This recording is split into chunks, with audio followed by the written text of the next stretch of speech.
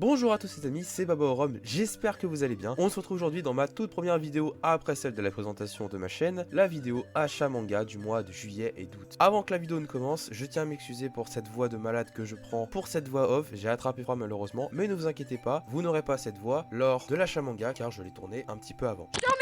Je le dis maintenant parce que je l'ai pas dit en outro, n'oubliez pas de vous abonner, d'activer la cloche et de liker la vidéo si elle vous a plu. Et dites-moi dans les commentaires quels sont vos achats manga de ce mois-ci, ça m'intéresse énormément. Et vous connaissez le référencement, voilà. Sans plus attendre, je vous laisse avec la vidéo, bon visionnage et à très vite.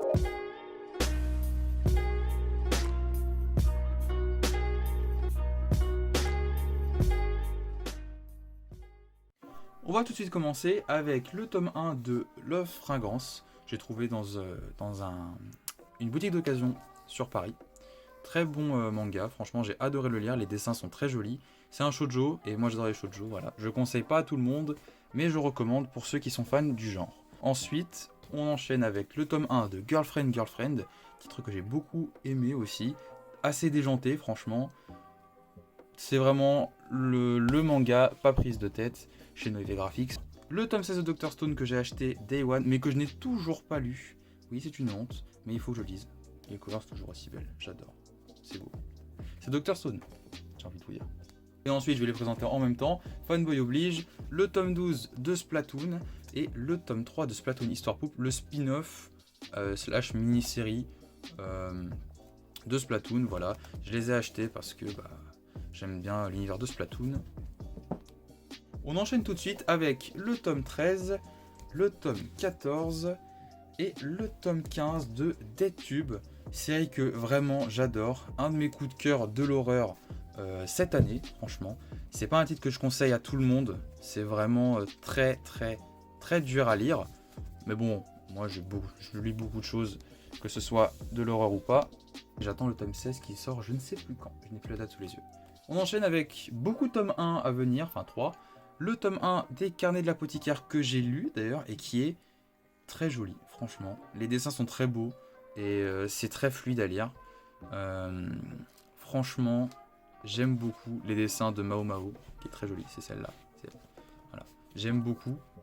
Univers un peu chinois qui change un petit peu de ce qu'on peut voir actuellement dans les mangas. Blue Period maintenant, un autre tome 1 que je n'ai pas encore lu malheureusement.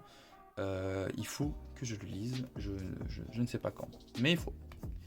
Un autre tome 1 maintenant, celui de Grand Blue. Voilà, Grand Blue, il fallait que je les achète. Les trois, de toute façon, Blue Period et les Carnets de l'apothicaire et Grand Blue, c'est trois séries que je voulais commencer en manga, mais je n'arrivais juste pas à me lancer, parce que je devais terminer d'autres séries.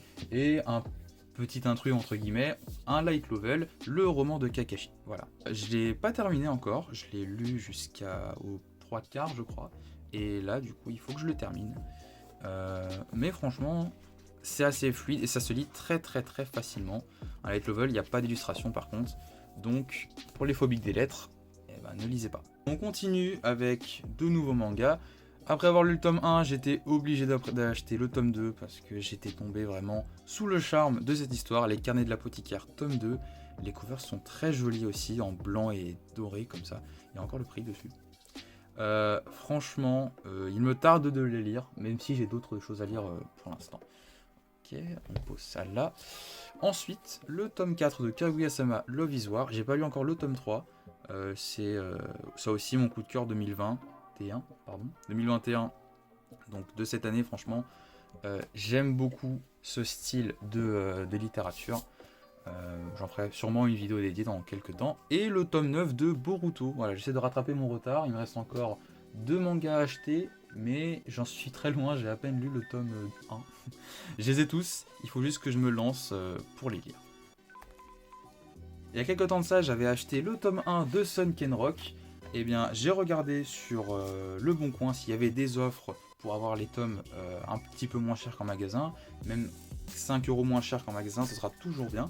Et bien il se trouve que j'ai trouvé, attention, tenez-vous bien, le tome 4, donc le livre 4 de l'édition Deluxe, le livre 6, le livre 7 et le livre 8, ici présent. Je les ai trouvés dans un lot d'occasion pour 66 €. Donc 14 € quand même d'économie. Moi je trouve que c'est une très bonne affaire. Ils sont encore sous blister, ils sont tout neufs. Voilà, maintenant il manquera plus que les trous, donc le 2, 3 et 5. Et je pourrais tous me les faire d'un coup. Sunken Rock, vraiment une pépite. Oishi, encore une fois, qui fait un taf monstrueux.